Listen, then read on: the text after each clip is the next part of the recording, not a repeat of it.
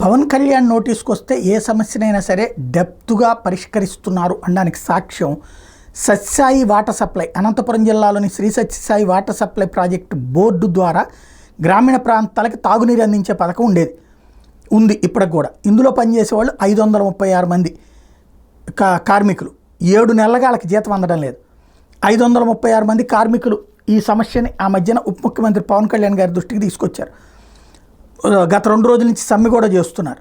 అందులో పనిచేస్తున్న 536 మంది కార్మికులు 7 నెలల జీతాల బకాయిల చెల్లింపుల మీద పవన్ కళ్యాణ్ గారు ఆర్థిక శాఖ అధికారులతో మాట్లాడటం, బకాయిలకు సంబంధించి 30 కోట్ల బడ్జెట్ రిలీజ్ ఇవ్వాలని వాళ్ళకి ఆదేశాలు ఇచ్చారు. ఆర్థిక శాఖ కార్యదర్శి బీఆర్ఓ వెంటనే ఇచ్చారు. అందుకు అనుగుణంగా పంచాయతీరాజ్ శాఖ ముఖ్య కార్యదర్శి జీవో విడుదల చేశారు.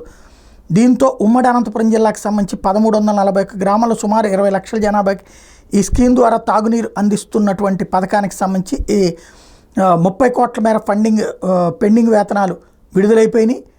తద్వారా ఇప్పుడు వాళ్ళకి డబ్బులు అందినాయి అన్నటువంటిది జనసేన చెప్తోంది.